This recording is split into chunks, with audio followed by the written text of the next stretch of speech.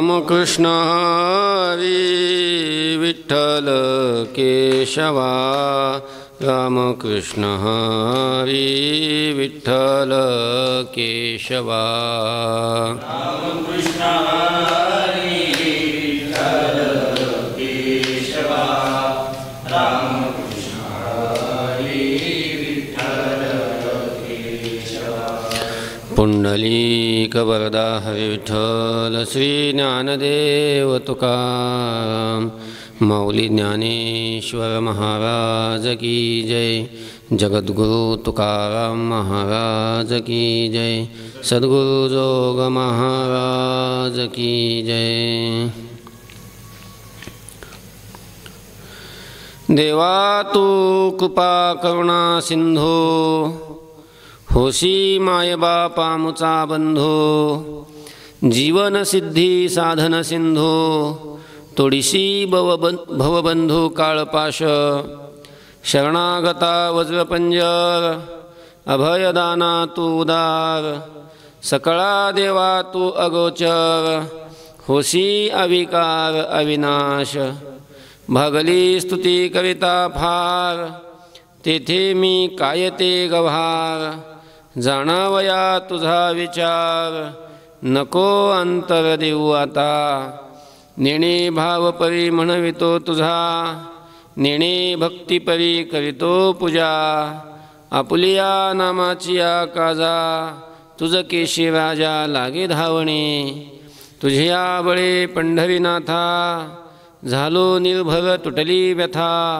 घातला भार तुझिया माथा नभी सर्वथा तुका म्हणे शरणागता वज्रपंजर अभयदाना तू उदार सकळा देवा तू अगोचर होशी अविकार अविनाश।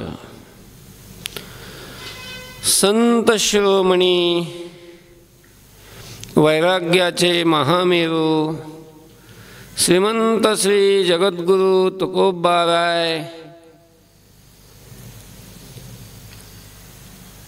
या अभंगातून पांडुरंगाची स्तुती करतात। पांडुरंगाची स्तुती करणारा हा अभंग आहे। मागच्या काही अभंगामध्ये तुकोबारायांनी देवाने आपला उद्धार करावा याविषयीची मागणी केली। बरंच तुकोबाराय देवाला बोललीही। शेवटी आपल्या मनातला सर्व भाव तुकोबारायांनी देवाच्या समोर सांगितला, व्यक्त केला। आणि आता या अभंगातून तुकोबाराय देवाची स्तुती करू लागलेले आहेत। स्तुती, कारण स्तुती ही सगळ्यांनाच आवडते। स्तुती पराविया मुखे रुचिकर, सगळ्यांनाच आवडते। कोणा जगामध्ये असं की ज्याला स्तुती आवडत नाही, सगळ्यांनाच आवडते। स्तुती केल्याच्या नंतर समोरचा दोषी आहे का निर्दोष आहे याचाही मनुष्य विचार नाही करत। स्तुती करणाऱ्यावर माणसं लगेच प्रसन्न होतात। हा नियम आहे जगाचा, हा जगाचा काय आहे नियम आहे। आणि देवाने आपल्यावर प्रसन्न व्हावं म्हणून तुकोबारायांनी स्तुती करायला सुरुवात केलेली आहे। स्तुती केल्यावर कोणीही प्रसन्न होतं। त्या दक्षाने भगवान शंकराची स्तुती केली। जोपर्यंत त्याला मनुष्याचं मुख होतं तोपर्यंत निंदा केली, आणि बोकडाचं मुख लागल्यावर स्तुती केली। काय झालं, एके दिवशी भगवान शंकर आणि पार्वती माता अशी बसलेली असताना असे वरून आकाशमार्गाने विमानं जात होते। बरेच विमानं गेले। देवांचे विमानं जात होते जोडीनं बसून सगळे. वाटलं देवांचे विमानं कुठं चाललेत. पार्वती मातेनं पाहिलं, थोड्याशा बाजूला आले आणि पाहिलं एका विमानाला थोडंसं थांबवून चौकशी केली. अहो कुठं निघाले तुम्ही सगळेच? पार्वती नाही, सती माता होत्या. सतीने विचारलं कुठं चालले तुम्ही सगळे? ती म्हणे तुम्हाला माहीत नाही? नाही. अहो तुमच्या पित्याने यज्ञ ठेवलाय मोठा, दक्षाचा यज्ञ आहे, आणि त्या यज्ञासाठी आम्हाला सगळ्यांना आमंत्रित केलेले आणि तुम्हाला माहीतही नाही. दक्ष म्हणजे सतीचा बाप, सतीचा पिता. सतीचा पिता आणि सती भगवान शंकराची अर्धांगिनी असल्यामुळं भगवान शंकराचा तो कोण? सासरा. म्हणजे तुम्हाला आमंत्रण नाही, म्हणजे जावायलाच आमंत्रण दिलं नाही. कारण दक्षाचा भगवान शंकराशी विरोध होता. त्यांनी भगवान शंकराला जाणून बुजून अशा प्रकारचं आमंत्रण दिलं नाही. सगळे लोक तर देवलोक तर चालले यज्ञासाठी. सतीच्या मनात आलं आपल्या बापाचा यज्ञ, आपल्याला आमंत्रण नाही, मला आमंत्रण नाही, कसं काय आमंत्रण दिलं नाही वा? तिला असं वाटलं किंवा कदाचित या सगळ्या गडबडीमध्ये आमंत्रण द्यायचं राहून गेलं असेल. पण काही असो, आपल्या बापाचं यज्ञ आपण गेलं पाहिजे. म्हणून सती आई साहेब भगवान शंकराच्या जवळ आल्या. सांगितलं हो काय म्हणते मी, काय म्हणणे तुमचं? अहो हे सगळे देव सगळे यज्ञ करता चाललेले आहेत. कुठं चालले यज्ञ करता? माझ्या बापानी, म्हणजे तुमच्या जावयानी, माझ्या बापाने तुमच्या जावयानी यज्ञ ठेवलाय, तुमच्या सासऱ्याने यज्ञ ठेवलाय. असं ठीक आहे, पण आपल्याला आमंत्रण नाही. काय? आपल्याला आमंत्रण नाही, आणि जिथं आमंत्रण नाही तिथं जायला नाही पाहिजे. आपल्याला बोलवलं नाही. सतीनं सांगितलं देवा ओ काही असो, माझ्या बापाच्या घरी यज्ञ आहे, आपण जायलाच पाहिजे. ती म्हणे नाही म्हणे सती, आमंत्रण नसताना जाऊ नये. आणि सती तुला सांगू, यज्ञाने दक्षाने यज्ञाकरता जाणून बुजून आमंत्रण दिलं नाही. पूर्वीचा घडलेला सगळा प्रसंग भगवान शंकराने सतीला सांगून टाकला. पूर्वी फार मोठं एक प्रकरण घडलेलं होतं, ते आता सांगत बसत नाही सगळं. आणि ते प्रकरणामुळं भगवान शंकराचं आणि दक्षाचं खटकलेलं होतं.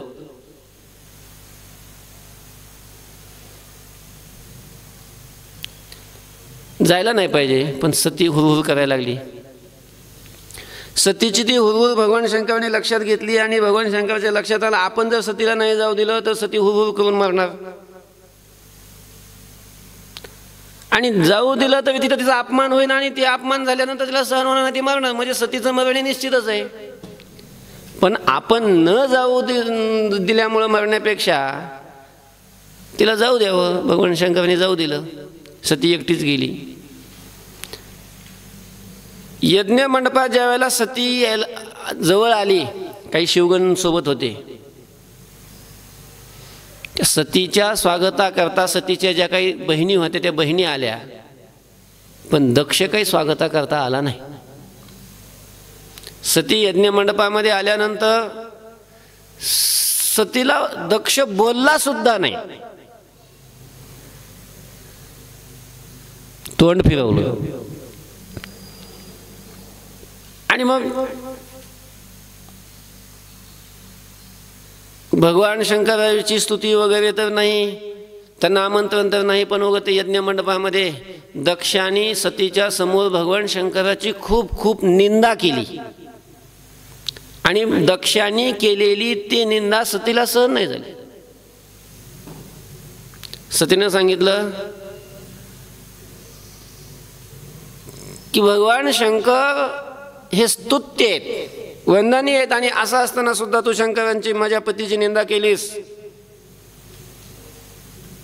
मला तू माझा बाप आहे असं म्हणून घ्यायची लाज वाटते, माझा पिता म्हणण्याची लाज वाटते. पण आता लोक मला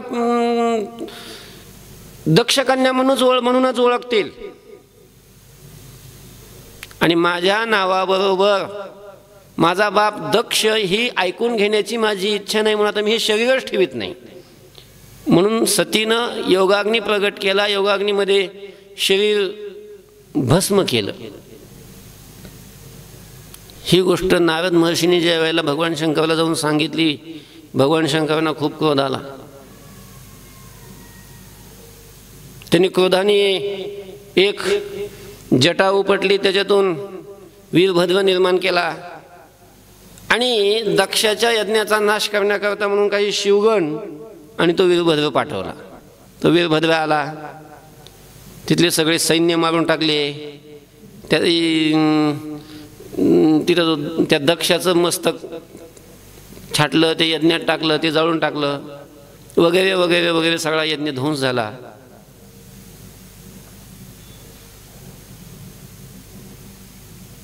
पण आता हे यज्ञ तो नष्ट झाल्याच्या नंतर सगळे देव तिथं आलेले होते. यज्ञ करणं गरजेचं होतं, धर्मकार्य आहे आणि ते पार झालं पडलं पाहिजे. म्हणून सगळ्या देवांनी आग्रहाने विनंती केल्याच्या नंतर त्या दक्षाला जिवंत करण्याचं ठरलं. सगळे देव भगवान शंकराला शरण गेले, भगवान शंकराची स्तुती केली आणि दक्षाला जिवंत करायला सांगितलं. त्यांनी सांगितलं की ठीक आहे, मस्तक आणा. मस्तक तर जळून गेलेलं होतं, मग दुसरं कोणाचं तरी आणा. आणि मग कोणाचं मस्तक कापलं? एका बोकडाचं मस्तक कापलं आणि ती बोकडाचं कापलेलं मस्तक ते दक्ष प्रजापतीच्या धडावर म्हणजे शरीरावर ठेवलं आणि भगवान शंकरांनी ते मस्तक चिटकवलं. दक्ष जिवंत झाला.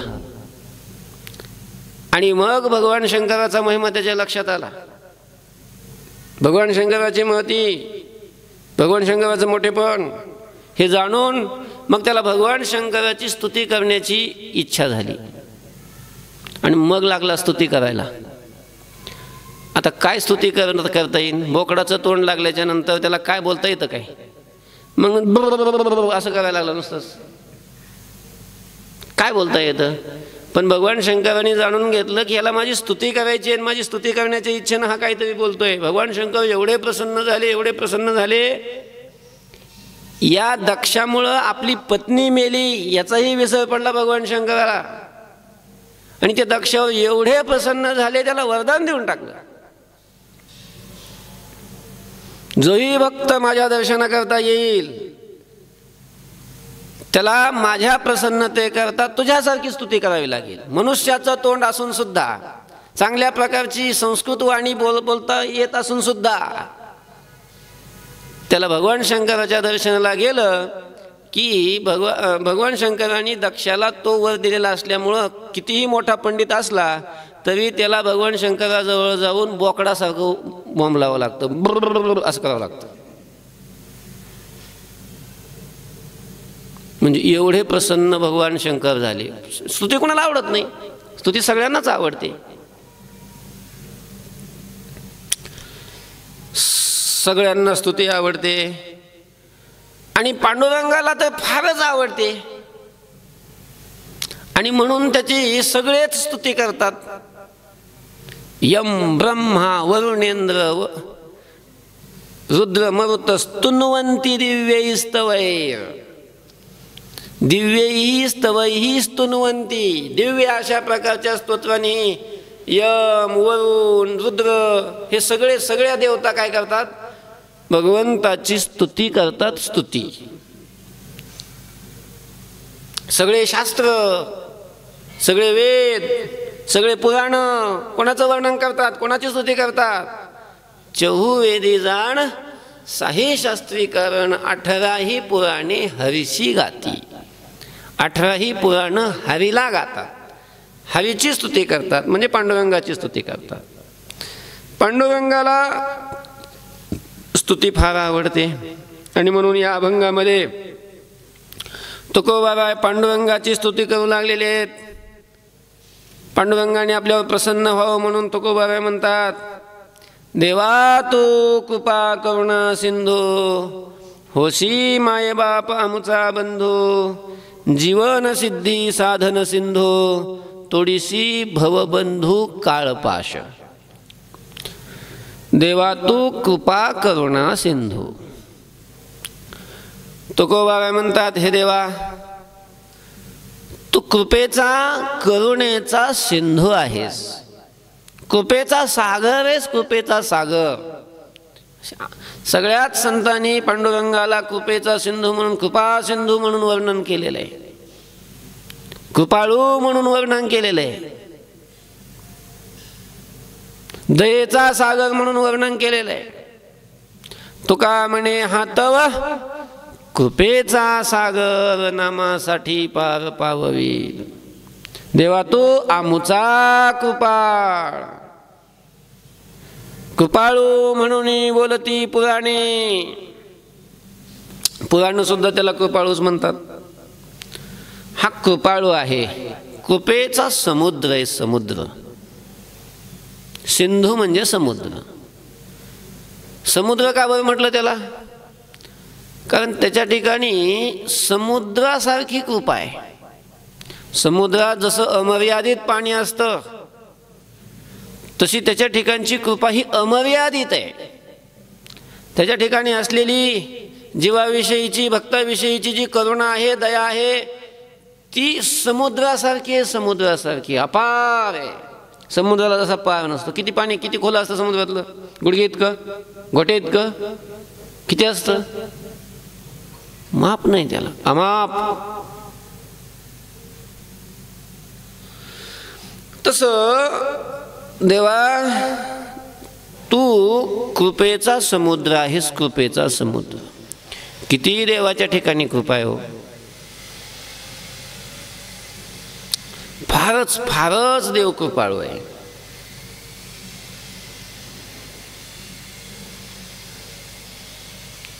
देवाने किती आपल्यावर सुद्धा कृपा केली. देव सगळ्यावर कृपा करतो. कितीही पापी असला तर त्या पापी लोकांवर सुद्धा देव कृपा करतो. पुण्यवंतावर आणि भक्तावर, शरण आलेल्यावर कधी यात नवल नाही. देव इतका कृपाळू आहे की अति अति अति दुराचारी जरी असला त्याच्यावर सुद्धा देव कृपा करतो. भगवंतानी स्वतः गीतेमध्ये म्हटलेलं आहे, अपिचेत सुदुराचारो भजते मामनन्य भाग, साधुरेव समंतव्य सम्यक व्यवसितो हि सहा. सुदुराचार हा अपि, दुराचारी. दुराचारी म्हणजे खूप वाईट कर्म करणारा, दुष्कृत्य करणारा. आणि नुसता दुष्कृत्य करणारा आहे असं नाही, मग त्याला हा उपसर्ग लागलेला आहे. चांगल्या प्रकारे दुष्ट कर्म करणारा म्हणजे दुष्ट कर्म करणाऱ्यामध्ये, दुष्टामध्ये तो नंबर 1, ग्रॅज्युएट झालेला त्याच्यात. असा जो आहे त्याला म्हणतात सुदुराचारी. आणि असा सुदुराचारी जरी असला, कितीही पाप केलेली त्यांनी असली, आणि तो जर का मला शरण आला, तो जर मला अनन्य भावाने शरण आला, भगवान म्हणतात की त्याला दुराचारी समजायचं नाही, त्याला दुष्ट समजायचं नाही. आता मग साधुरेव समंतव्यः, त्याला साधू समजावं, साधू, त्याला साधू मानावं. का? सम्यक व्यवसितो हि सहा, ही सहा सम्यक व्यवसिताः. कारण त्यांनी चांगल्या प्रकारचा काय केलेला आहे? निश्चय केलेला आहे. म्हणजे कितीही दुराचारी असला तरी देव शरण आल्यानंतर त्याच्यावर काय करतात? कृपा करतात, त्याचा अंगीकार करतात. म्हणून तुकोबाराय म्हणतात, देवा तू कृपेचा सिंधू आहेस, कृपेचा सिंधू. देवा तू कृपा करुणा सिंधू, होशी मायबाप आमचा बंधू. देवा तू आमचा मायबाप होशी, देवा तू आमचा बंधू होसी, तू आमचा मायबाप आहेस, तू आमचा भाऊ आहेस. बंधू म्हणजे भाऊ.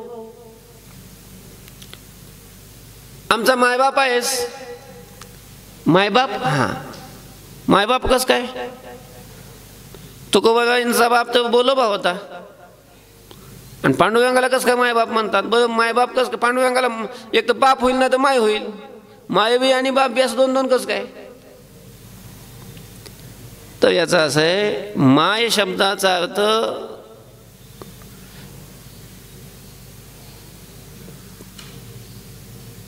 मुलाच्या हिताची कळवळा बाळगणारी जी असते तिला काय म्हणतात?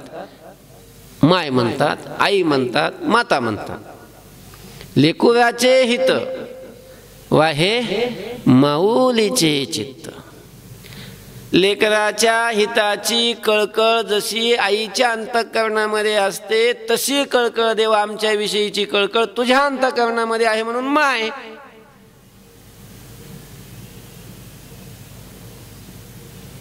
आमची कळकळ, हिताची कळकळ तुझ्या अंतःकरणामध्ये आहे म्हणून तू माय आहेस. आणि आमच्या सगळ्या हिताची जबाबदारी घेऊन सगळं कार्य आमचं पार पाडणारा तू आहेस म्हणून बाप आहेस. किंवा आम्हाला जन्मही, सगळ्या जगाला जन्म तू दिलेला असल्यामुळे तू आमचा मायही आहेस आणि बापही आहेस. कारण सगळ्या जगाला जन्म कोणी दिला? त्यानेच दिला. सगळ्या जगाचाच तो मायबाप आहे. आमचाही तूच मायबाप आहेस. आणि बंधू आहेस. बंधू संकटाच्या वेळेला जो धावून येतो त्याला बंधू म्हणतात. बंधनातून जो मुक्त करत असतो, बंधनातून जो सोडवत असतो, बंधनात रायते इति बंधू.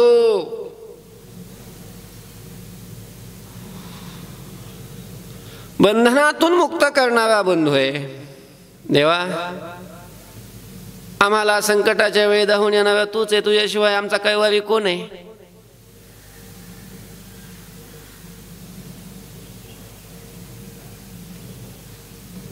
करीशी कैवाळ आपुलिया सत्ते तरीच देखता होईन पाय. तूच एक अशा प्रकारचा आमच्यासाठी कैवारी आहेस, बंधू आहेस. त्वमेव माता च पिता त्वमेव, त्वमेव बंधुश्च सखा त्वमेव, त्वमेव विद्या द्रविणं त्वमेव, त्वमेव सर्वं मम देव देव.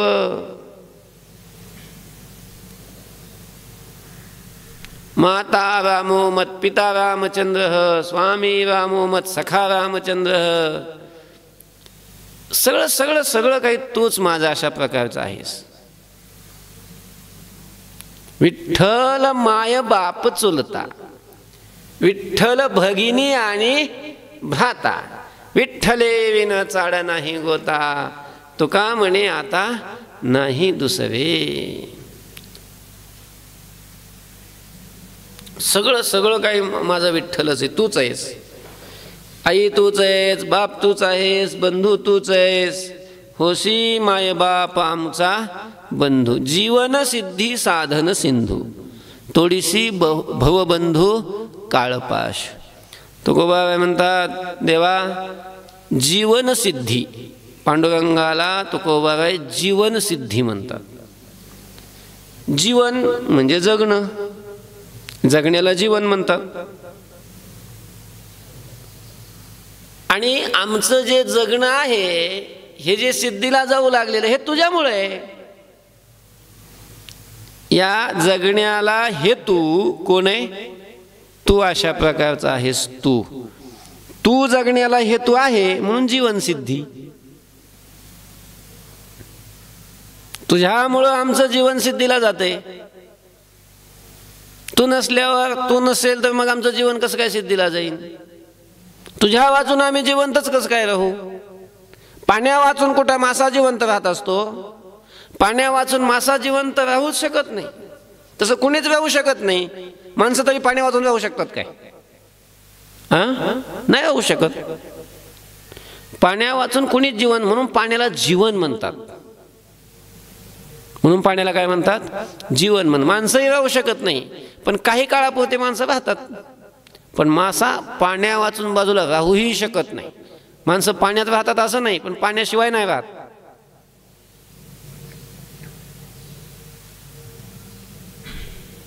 पण मासा तर पाण्यातून बाजूला राहूच शकत नाही.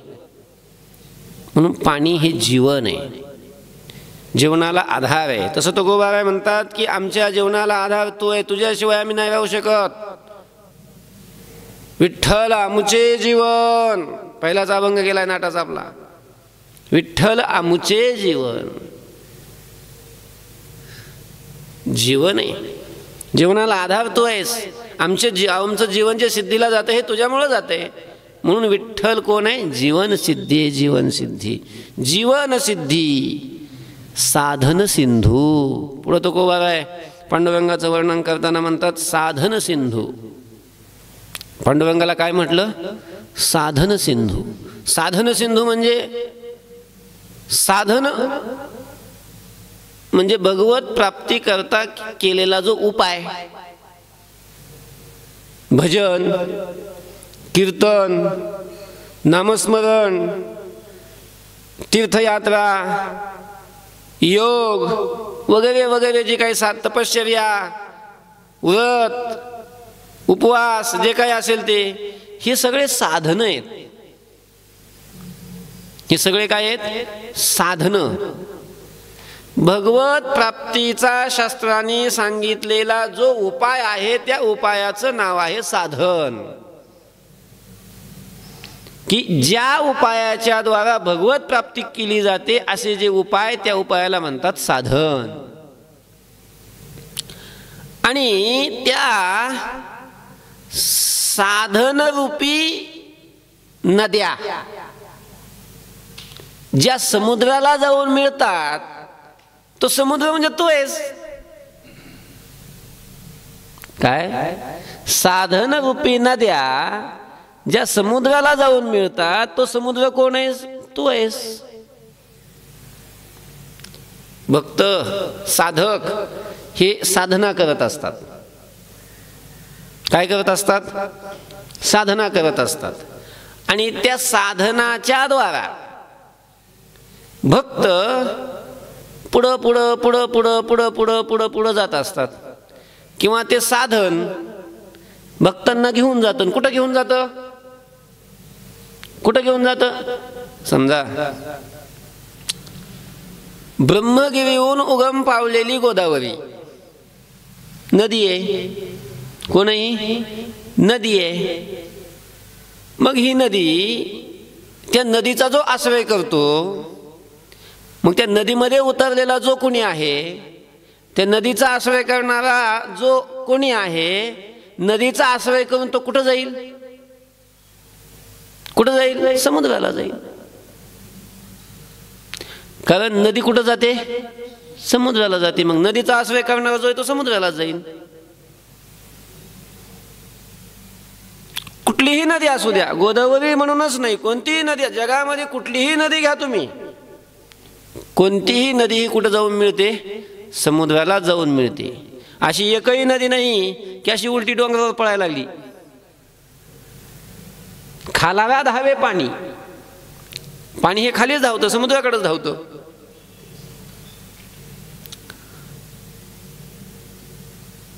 तसं या ठिकाणी तुकोबारायांनी साधनाला नदीची उपमा दिलेली आहे.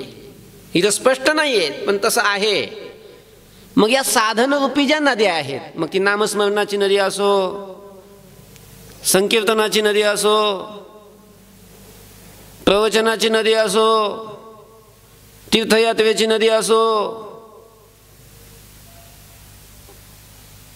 व्रताची, तपाची, जे कोणतीही नदी असो, मग या साधनरूपी नद्या जिथं जाऊन मिळतात, ज्या समुद्राला जाऊन मिळतात, तो समुद्र म्हणजे तू आहेस. ही भक्तिरूपी नदी कुठं जाऊन मिळते? तुला जाऊन मिळते.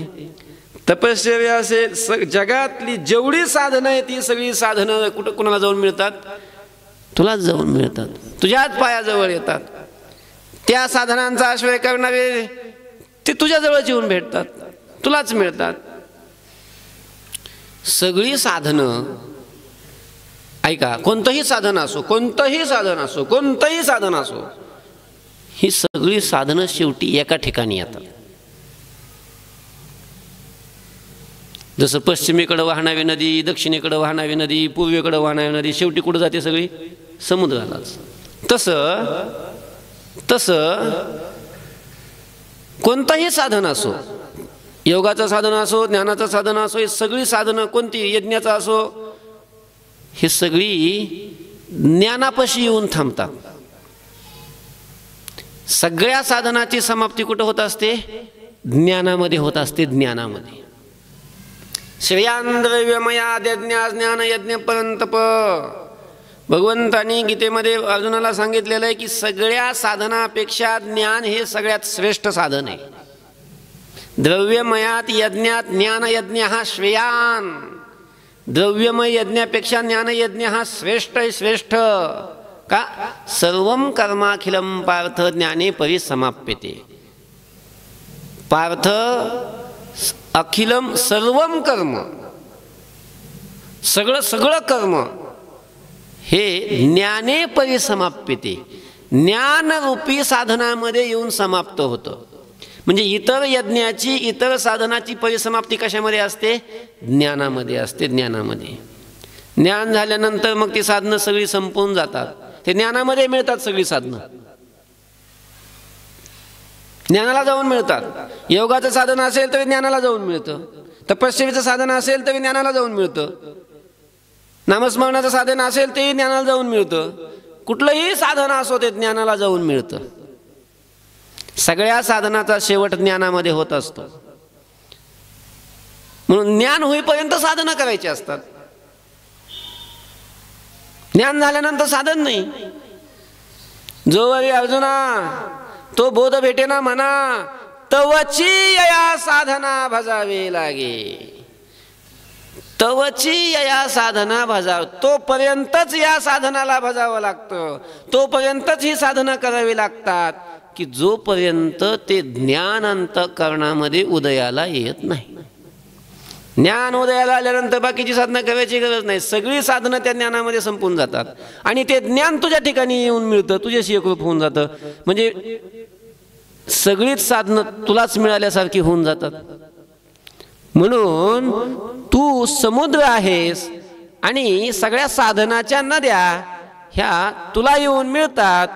नव्हे साधनरूपी नद्या ज्या समुद्राला मिळतात, असा साधन सिंधू तू आहेस. असा कोण आहे तू? साधन सिंधू आहे, साधन सिंधू. तोडीसी भवबंधू काळपाश. हे देवा, हे पांडुरंगा, भवबंध आणि काळपाश तोडीशी. भव म्हणजे संसार, या संसाराचं बंधन, आणि काळपाश हा तो तोडणारा आहेस. भक्ताचं संसाराचं बंधन तो तोडतोस. जो तुला शरण आलेला आहे, जो तुझा भक्त झालेला आहे, त्याला पुन्हा तू जन्माला येऊ देत नाहीस. त्याचा जन्म आणि मृत्यू सगळा नष्ट करून टाकतोस. बहुबंध नष्ट, संसाराची जेही बंधन आहेत ते तू नष्ट करून टाकतोस.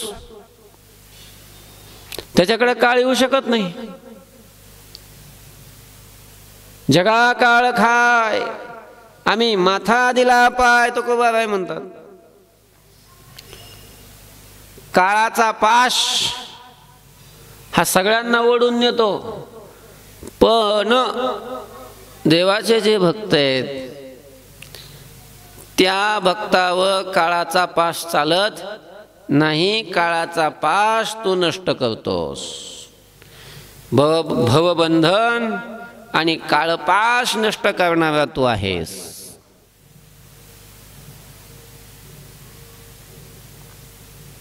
तुकोबा यांच्यावरती कुठं काळाचा पाश चालला?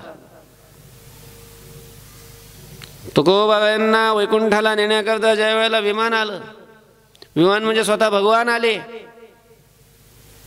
गरुडाला घेऊन, ज्या वेळेला निघायचं, ज्या वेळेला बसायचं आता विमानात म्हणजे गरुडावर, त्यावेळेला काळ जवळ आला.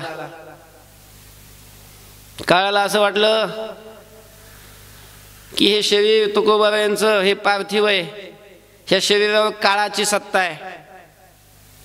ह्या शरीरावर कोणाची सत्ता आहे? काळाची सत्ता आहे. देह हे काळाचे, धन कुबेराचे, येथे मनुष्याचे काय आहे? काळाची सत्ता या देहावर. तुकाराम महाराज हे आपला देह आपल्याला देऊन टाकतील. खूप आशेनं जवळ आला, पाहिलं तुकाराम महाराजांनी काळ आलेला आहे, जवळ बोलवलं, अजून ये म्हणे इकडं. खूप आशेनं आला, महाराज आपल्याला बोलवतात म्हणजे आता शरीर देऊन टाकतील. महाराजांनी त्याला शरीर नाही देऊन टाकलं. मग जवळ बोलवलं, त्याला सांगितलं खाली वाक. त्याला खाली वाकायला लावलं, त्याच्या मनगुटीवर पाय दिला आणि तुकाराम महाराज वर चढून बसली. जगा काळ खाय आम्ही माथा दिला पाय. का? कारण जे भक्त आहे त्या भक्तावर काळपास चालत नाही. कसं काय नाही चालत?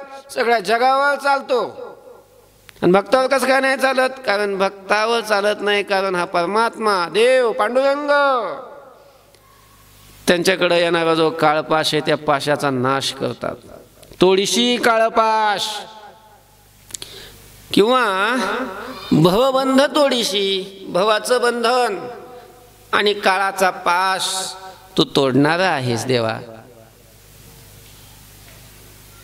कसं काय काळपास तोडितो?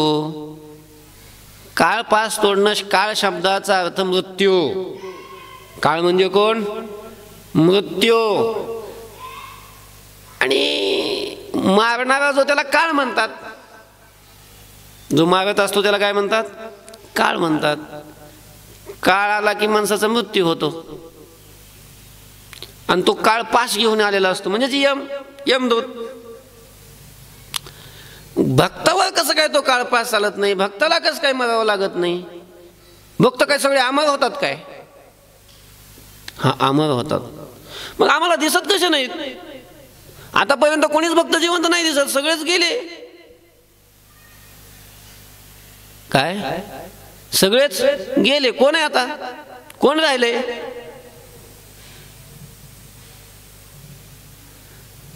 आता जगाच्या आदिकालापासून आतापर्यंत किती भक्त होऊन गेले देवाचे? कोण राहिले जिवंत सांगा ना. जे कोणी आहे म्हणतात चिरंजीव, 7 चिरंजीव, ते तरी कुठे दिसतात? दिसतात कुणाला? दिसले कुणाला?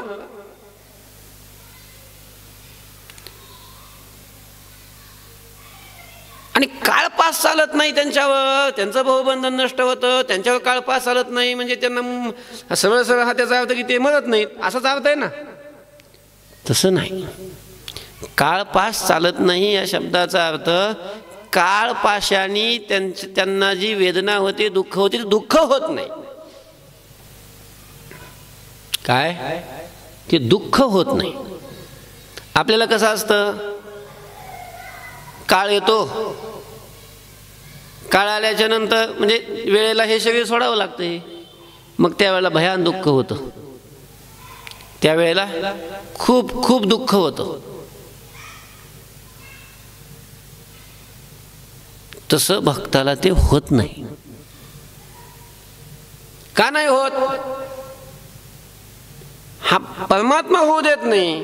कसं होऊ देत नाही? कारण त्यांचे पासच चालत नाही. कसं काय पास चालत नाही? आतापर्यंत तर सगळ्याचे शरीर गेले, कोणाचं राहिलंय शरीर? आणि काळ पास चालत नाही कसं काय म्हणता? भक्त असो किंवा कोणी असो, सगळ्यांचे शरीर काळाने घेतलेच. सगळ्यांचे शरीर काळाच्या तोंडात गेले, काळाने गिळले. आणि कसं काय भक्ताला किंवा हा परमात्मा भवबंधन तोडतो किंवा काळपास तोडीशी असं कसं काय वर्णन करतात? कसा तोडतो? तुकोबाराय म्हणतात, शरणागता वज्रपंजर, अभयदाना तू उदार, सकळा देवा तू अगोचर, होशी अविकार अविनाश. शरणागता वज्रपंजर. शरण गेलेला जो आहे त्या शरण गेलेल्या भक्ताला परमात्मा पिंजरा करतो, पिंजरा. आणि त्या पिंजऱ्यात ठेवतो. वज्रपंजर, वज्रासारखा पिंजरा करतो, वज्रासारखा पिंजरा. वज्र म्हणजे काय? वज्र हे एक आयुध आहे, आयुध.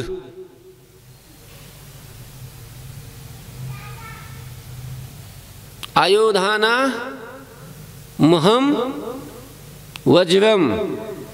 भगवंतांनी 10व्या अध्यायामध्ये विभूती सांगत असताना आयुधामध्ये वज्रमी म्हणून सांगितलेले, वज्रमी म्हणून. वज्रासारखं जगामध्ये दुसरं कोणतंही काय नाही, आयुध नाही. वज्र फार फार शक्तिशाली. दधीची ऋषींच्या अस्थिपासून ते वज्र निर्माण केलेलं आहे. ते डोंगरावर जर मारलं, पर्वतावर जर मारलं तर त्या पर्वताचं पीठ होतं. एवढी शक्ती त्या वज्रामध्ये, एवढं कठीण आहे. आणि असा वज्रासारखा कठीण पिंजरा भगवान तयार करतात, म्हणून त्याला वज्रपंजर म्हणतात. भगवंताला वज्रपंजर.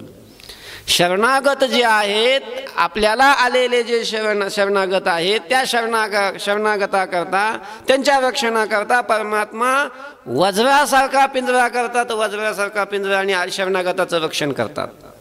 म्हणून शरणागता वज्रपंजर. किंवा वज्रासारख्या पिंजऱ्यात असल्यानंतर जसं मनुष्याचं रक्षण होतं, तसं भगवंताला शरण गेलेल्या मनुष्याचं तसं रक्षण होतं. म्हणून भगवंताला काय म्हणतात? शरणागता वज्रपंजर. आणि परमात्मा काळपाशापासून सुद्धा शरणागत असलेल्या भक्ताचं काय करतो? रक्षण करतो. रक्षण करतो परमात्मा. शरणागत वत्सल आहे तो. शरणागता करता तो वज्रपंजर आहे. कसा शरणागता करता वज्रपंजर आहे? आपल्याला ते रामायणामध्ये प्रसंग आहे ना. रावणाने सीता चोरून नेली. सीता ही जगज्जननी आहे हे बिभीषण जाणून होता. आणि म्हणून बिभीषण आपलं कर्तव्य आहे म्हणून रावणाला काही समजून सांगण्याकरता गेला की बाबा तू ही सीता ही जगज्जननी आहे, जगत माता आहे, अंबिका आहे, हे असं नको करू. तू आदर सन्मान करून तिला परत पाठव, प्रभू रामचंद्राकडे पाठवून दे. बिभीषणाने सांगितलेल्या न्यायाच्या गोष्टी रावणाला मान्य झाल्या नाहीत. उलट बिभीषणाचा अपमान करून त्याला राज्यातून काय केलं? काढून टाकलं. बिभीषणाचा त्याग केला. असा मोठ्या बंधूकडून म्हणजेच राजाकडून त्यागलेला हा बिभीषण प्रभू रामचंद्राला शरण आला. त्यावेळेला प्रभू रामचंद्र या सगळ्या वानर सेनेसह कुठं होते? समुद्राच्या अलीकडच्या बाजूला. आकाशमार्गाने आलेला बिभीषण त्या वानर सैन्याने पाहिला. कोण कोण म्हणून चौकशी केली. त्यांनी सांगितलं मी रावणाचा छोटा बंधू आहे आणि मी प्रभू रामचंद्राला शरण आलोय. सुग्रीवाला जाऊन वानरांनी सांगितलं. सुग्रीवाने प्रभू रामचंद्राला कल्पना दिली की म्हणे असा असा आहे आणि रावणाचा बंधू आहे म्हणतो म्हणून सांगतोय. रावणाचा बंधू म्हणून सांगतोय आणि तो शरण आला म्हणतोय. भगवंतांनी विचारलं मग काय तुमचं काय विचार काय आहे? त्यांनी सांगितलं नाही, रावणाचा बंधू आहे, हे राक्षस आहेत, मायावी आहेत, कपटी आहेत, हे आपल्यामध्ये राहून आपला घात करू शकतील. मग यांना शरण देण्यापेक्षा यांना बांधून यांना शिक्षा द्यायला पाहिजे. प्रभू रामचंद्रांनी सांगितलं नाही, ते कोणी असो, जो शरण आलेला आहे त्याचं रक्षण करणं हे माझं ब्रीद आहे, ब्रीद. शरणागत वत्सल आहे परमात्मा. शरण गेलेल्या करता तो कुणी असो, शत्रू असो, शत्रूच्या बंधूला सुद्धा वज्रपंजर, वज्रासारखा पिंजरा तयार करणारा परमात्मा आहे. वज्रासारखा बिभीषणाला शरण दिली आणि बिभीषणाला शरण देऊन नुसती शरण दिली नाही, त्याला लंकेचं राज्य दिलं आणि चिरंजीवी केलं. चिरंजीवी. अजूनही बिभीषण महाराज जिवंत आहेत. एका कल्पाचं आयुष्य दिलं असा शरणागता वज्रपंज. अभयदाना तो उदार, अभयाचं दान देण्याकरता तू फार उदार आहेस. बिभीषणाला अभयाचं दान दिलं, अनेकांना तू अभयाचं दान दिलंस. अभयाचं दान देण्याकरता तू उदार आहेस. सकळा देवा तू अगोचर, होसी अविकार अविनाश. देवा तू सगळ्या देवाकरता तू अगोचर आहेस. अगोचर, गोचर म्हणजे विषय, अगोचर म्हणजे अविषय. तू कोणालाही अविषयच आहेस, विषय कोणाचाच होत नाहीस, तो कोणालाच कळत नाहीस. देवादिकांनाही तू कळत नाहीस. नमे विदु सुरगणा प्रभवम न महर्षयः. सुरगणा मे न विदुः. भगवान म्हणतात की सुरगणा, देवांचे समुदाय म्हणजे देव सुद्धा मला जाणू शकत नाही. म्हणजे देवांना सुद्धा तू काय आहेस? अगोचर आहेस. अगोचर. कसं काय देव परमात्मा अगोचर आहे? कारण देवाचा जन्म झाला नव्हता तेव्हापासून आहे. देवांना कसं काय कळायचं हा कधीच आहे म्हणून? अहमादिभिः देवानां महर्षीणांच सर्वशः. देवानांच महर्षीणाम अहम आदिही. देव, ऋषी आणि देव या सगळ्यांच्या मी आदी आहे. आदी या सगळ्यांचं कारण आहे. ते कसं काय मला जाणतील? म्हणून सकळा देवा तू अगोचर, होसी अविकार अविनाश. देवा तू अविकार होसी, तू अविनाश होसी. देवा तू अविकार आहेस. देवा तू अविनाश आहेस. तू अविकार आहेस. तुझ्या ठिकाणी कुठलाही विकार नाही. विकार सहा आहेत: जायते, अस्ति, वर्धते, विपरिणमते, अपक्षीयते, विनश्यते. असे षड्विकार आहेत. यापैकी कोणताही विकार तुझ्या ठिकाणी नाही. तू जन्मत नाही, आणि जन्मत नसल्यामुळे पुढचे 5 विकार नाहीत. न जायते म्रियते वा कदाचिन, नायं भूत्वा भवितवान भूयः, अजो नित्य शाश्वतोयं पुराणो, न हन्यते हन्यमाने शरीरे. न जायते, देवाच्या ठिकाणी जायते विकार नाही, आणि जायते हाच विकार देवाच्या ठिकाणी नसल्यामुळं पुढचे 5 पंचविकार नाहीच आहे. कुठलाही विकार देवाच्या ठिकाणी नाही. म्हणून अविकार. अविनाश, परमात्मा अविनाश आहे, अविनाशी आहे. परमात्म्याचा विनाश होत नाही. काय? परमात्म्याचा विनाश होत नाही. पांडुरंग कधीच नष्ट होत नाही, कधीच मरत नाही. ऐका, तुकोबारांनी देवाला एकदा विचारलं होतं, देवा अरे माझे वडील तुझी भक्ती करीत होते, माझे आजोबा तुझी भक्ती करीत होते, माझे पंजोबावी तुझी भक्ती करत होते, हे सगळे एक एक एक एक गेले, तू अजून तसाच आहे. आजा मेला, पंजा मेला, बाप मसना गेला, विठू कैसा वाचला अशी? अरे माझे आजे पंजे सगळे गेले मसनामध्ये, तू कसा काय वाचलास अजून? तू कसा काय नाही मेला? कसं काय तू मरेल? कारण तो काय आहे? अविनाशी आहे. अविनाशी, अविनाश होसी. त्याचा कधीच विनाश होत नाही. का नाही विनाश त्याचा होत? जगातल्या सगळ्या वस्तूचा विनाश होतो. जगातली अशी एकही वस्तू नाही की जी अविनाशी आहे. आणि देवाचा का बरं नाश नाही होत? सगळ्या वस्तू नष्ट होतात, आणि देव का बरं नष्ट नाही होत? काय नाश, काय विनाशाचे काही प्रकार आहेत. नाशाचे काय आहेत? प्रकार आहेत. स्वभावतः नाश, परतः नाश आणि आश्रय नाश. काही वस्तू स्वभावतःच नष्ट होतात. काही वस्तू स्वभावतः नष्ट होत नाहीत, त्यांना दुसरं कोणीतरी येऊन नष्ट करतं. आणि काही वस्तू आश्रयाचा नाश झाला की नष्ट होतात, त्याला आश्रय नाश म्हणतात. स्वभावतः नष्ट होणाऱ्या काही वस्तू आहेत, त्यांना नष्ट करण्याकरता काही करावं, आपोआप स्वभावतः त्या नष्ट होऊन जातात. बाजारातून केळी आणली, फळं आणली, केळी असो, सफरचंद असो, आंबे असो आणून घरामध्ये कपाटामध्ये ठेवले. कपाटामध्ये ठेवले आणि दुसऱ्या दिवशी घाईघाईनं गावाला गेला. एकटाच राहणारा ब्रह्मचारी. कपाटामध्ये फळं तसेच राहिले. घाईघाईनं गेला आणि परत यायला त्याला जवळजवळ 1-1.5 महिना लागला. 1.5 महिन्याने कुठे गेला असेल, ऋषिकेशला हरिद्वारला गेला असेल. परत आला, घर उघडलं.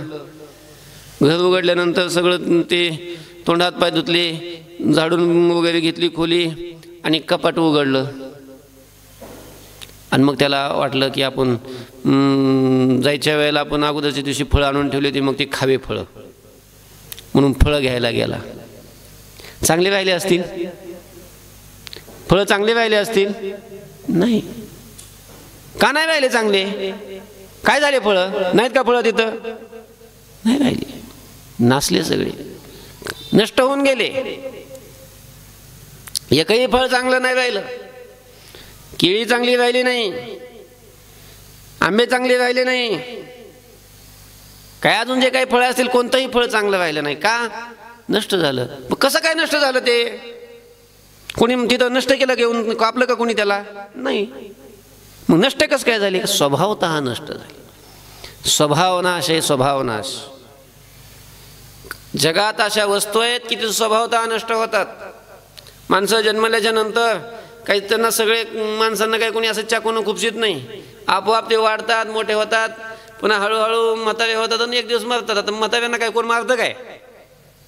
मेले ते, कुचकले. कशामुळे? स्वभाव आहे. ज्यांचा जन्म झाले, जी वस्तू जन्माला आलेली आहे, जन्माला आलेल्या वस्तूचा स्वभाव नाश हा ठरलेला आहे. त्याचा स्वभावता नाश होत असतो. जातस्य ध्रुव मृत्यू ध्रुवम जन्म मृतस्य च तस्माद परिहार्यते नत्वं शोचितुमर्हसि. स्वभाव नाश आहे. परमात्म्याच्या ठिकाणी स्वभाव नाश नाही. का नाही? स्वभाव नाश हा जन्मलेल्याच्या ठिकाणी असतो. परमात्मा जन्मालाच आला नाही, त्याच्या ठिकाणी काय स्वभाव नाश. म्हणून अविनाश. म्हणून परमात्मा कसा आहे? अविनाश आहे. दुसरा नाश आहे परतः नाश. परतः म्हणजे दुसऱ्याकडून नाश होतो. कधी कधी दुसरा आला, चाकू घातला पोटात, मेला. आता या नाशाला काय म्हणायचं? परतः नाश. परमात्म्याचा परतः नाश सुद्धा होत नाही. त्याच्या पोटात चाकू कोणी घालायलाच येत नाही. का नाही परतः नाश त्याला? कारण पारमार्थिक सत्तेमध्ये दुसराच कुणी नाही, त्याला मारायलाच कुणी नाही. कसं काय तो मरण? मग म्हणून अविनाश. म्हणून तो नष्ट होत नाही, म्हणून तो त्याचा नाश होत नाही, म्हणून तो अविनाश आहे. नाशाचा अजून एक प्रकार आहे आश्रय नाश. आश्रयाचा नाश झाला की त्या आश्रयाने राहणारी जी वस्तू आहे ती नष्ट होऊन जाते. बघा तुम्ही, भिंत आहे, मातीची भिंत आहे, त्या भिंतीवर एक सुंदर चित्र काढलेलं आहे. अशी एक जवळून नदी वाहते, काही झाडं आहेत तिथं, एक बाई आलेली आहे, घागर घेतलेली आहे पाण्याची भरून डोक्यावर, आणि एका हातामध्ये लेकरू आहे आणि ती चाललेली अशी. असं चित्र आहे. असं काय त्या भिंतीवर चित्र आहे. खूप सुंदर चित्र आहे ते निसर्गाचं वगैरे. ते पाऊस खूप आला, जड लागली, भिंत फुगली आणि भिंत पडून गेली. भिंत पडली आणि ती बाई तशीच उभी राहिली. असं होतं का?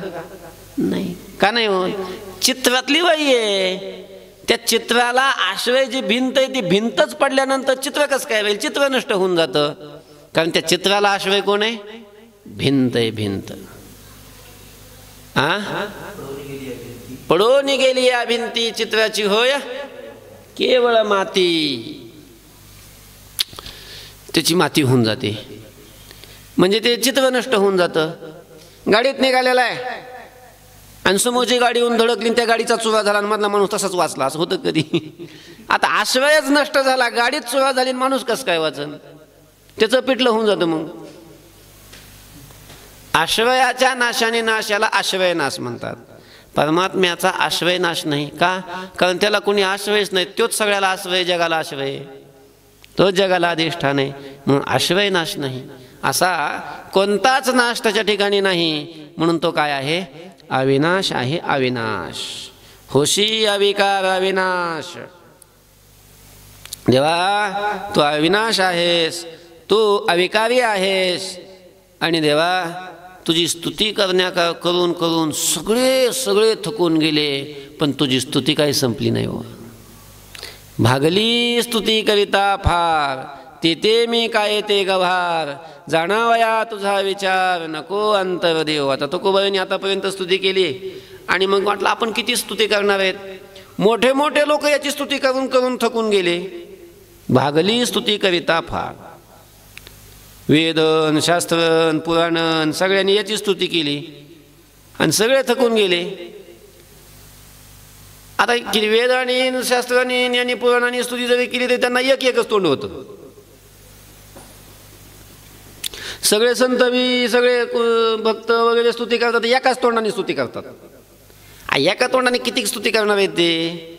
शेषाला वाटलं यांच्याकडे एकच तोंड आहे, त्यांच्याकडे काय पूर्ण व्हायची स्तुती?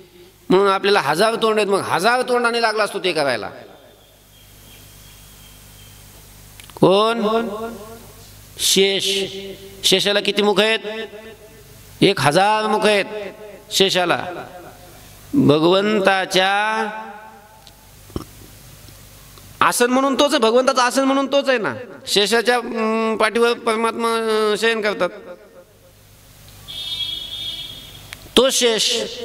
1000 मुख आहेत त्याला, आणि 1000 मुखाने आपण देवाची स्तुती करावी, वर्णन करू म्हणून असं पुढं आला सरसावला. मी वर्णन करतो, यांना काय व्हायचंय? या भक्तानं एका मुखानं एका तोंडानं किती कीर्तन करणार आहेत? मी 1000 मुखांनी वर्णन करतो म्हणून वर्णन लागला करायला. वर्णन करून करून करून गर्वानं आला होता खूप. वर्णनच संपाना देवाच, स्तुतीत संपाना. थकून थकून गेला. इतकं बडबड बडबड बडबड बडबड केली त्यांनी, इतकी बडबड केली, इतकं स्तवन केलं, थकला. सहस्र मुखाचा वर्णिता भागला. ही बोलून बोलून बोलून बोलून त्याच्या जिभा चिरल्या मधून. म्हणून बघा तुम्ही, नागाची जिभा अशी मधून चिरलेली असते, इतकं बोलला तो. पण तरी सुद्धा याचं स्तवन काय पूर्ण झालं नाही. तुकोबा म्हणतात, ही मोठे मोठे लोक वर्णन करू करू थकले, माझ्याकडून किती स्तुती व्हायची? स्तुती भागली स्तुती करिता फार, तेथे मी काय ते गभार. आणि मग तिथं मोठी मोठी लोक स्तुती करत असताना खूप थकले, आणि तिथं मी तर एकदम गावठी अडाणी अज्ञानी. तुझा विचार जाणावा काय? तुझा विचार जाणण्याकरता मी तिथं काय, तुझा विचार काय करणार आहे मला? मी आपला अज्ञानीच आहे. म्हणून देवा कसंही असलो तरी तुला शरण आलोय. म्हणून आता तू अंतर देऊ नकोस, नको अंतर देऊ आता. नेणे भावपरी म्हणवितो तुझा, नेणे भक्तीपरी करितो पूजा. आपुलिया नामाची आकाजा, तुझं केशी राजा लागे धावणे. देवा माझ्या अंतःकरणामध्ये भाव नाही, पण मी तुझा भक्त म्हणून घेतोय. भक्ती कशी करावी हेही कळत नाही, पण पूजा तर करीत बसतोय तुझी सकाळी सकाळी. पण कसं जरी असलं देवा, पण तुझंच करतोय ना रे. नाही मला भाव बिव कळत, पण मी तुझा भक्त म्हणून घेतोय. नाही मला पूजा करता येत, पण करतोय पूजा जशी होईल तशी. म्हणून काही जरी झालं तरी मी तुला तुझं मानून घेतोय, आणि लोकही तुझा हबप म्हणतात मला. म्हणून तुझ्या नावा करता तरी तुझं नाव जाईन. लोक म्हणतील बघा हबप, आणि गेले नरकाला. तुझं नाव जाईल. तुझ्या नावा करता तू काय कर, धावून ये. आपुलिया नामाची आकाजा, तुझं केशी राजा लागे धावणे. तुझ्या नावा करता तुला धावावं लागेल देवा. मी खूप अशा प्रकारचा स्वज्वळ आहे, खूप भाविक आहे, आणि खूप चांगली पूजा करतो, खूप चांगलं भजन करतो, खूप माझं तुझ्यावर प्रेम आहे म्हणून नाही, पण तुझा म्हणून घेतोय. लोक सुद्धा मला तुझा भक्त म्हणतात. म्हणून तुझं नाव नीट चांगलं राहण्याकरता तुला धावून यावं लागणार आहे माझा उद्धार करण्याकरता. तुझ्या बळे पंढरीनाथा झालो निर्भर तुटली व्यथा, घातला भार तुझ्या माता नभी सर्वता तुका म्हणी. तुकोबा म्हणतात, हे पंढरीनाथा, आता तुझ्या बळामुळं, आता आमच्यात तर काय बळ नाही, पण आम्ही तुझा आश्रय केला आहे आणि तू खूप बलवान आहेस आणि तुझ्या बळानं मी आता निर्भर झालेलो आहे आणि त्यामुळंच माझी सगळी व्यथा सगळं दुःख काय झालेलं आहे, तुटलं, संपलं. कारण आता हा सगळा उद्धाराचा भार, सगळा संसाराचाही आणि उद्धाराचाही भार आम्ही कोणावर घातला? तुझ्या मस्तकावर टाकलेला आहे. घातला भार तुझ्या माता, तुझ्या माता भार घातला आणि त्यामुळं आता आम्ही कोणालाच घाबरत नाही. कारण आम्ही कोणावर भार घातलेला आहे? तुझ्यावर घातलेला आहे, तुझ्यावर. नभी सर्वथा तुका म्हणी. आणि तुला शरण आलो. देवावर भार घालणं म्हणजे देवाला शरण जाणे. आणि देव कसा आहे मग? शरणागता वज्रपंजर, अभयदाना तू उदार, सकळा देवा तू अगोचर, होशी अविकार अविनाश. पुंडलिक वरदा हरी विठ्ठल. श्री ज्ञानदेव तुकाराम ज्ञानेश्वर महाराज की जय. जगद्गुरु तुकाराम महाराज की जय. विठ्ठल विठ्ठल विठ्ठल विठ्ठल. गोष्टी महाराज हे यूट्यूब चॅनल आजच सबस्क्राईब करा. बेल आयकॉनवर क्लिक करा. शुद्ध सांप्रदायिक चाली, कीर्तनं, प्रवचनं, कथा, पारायणं असे वारकरी संप्रदायाशी संबंधित व्हिडिओ पहा. आपणही पहा आणि इतरांनाही आग्रहपूर्वक सांगा.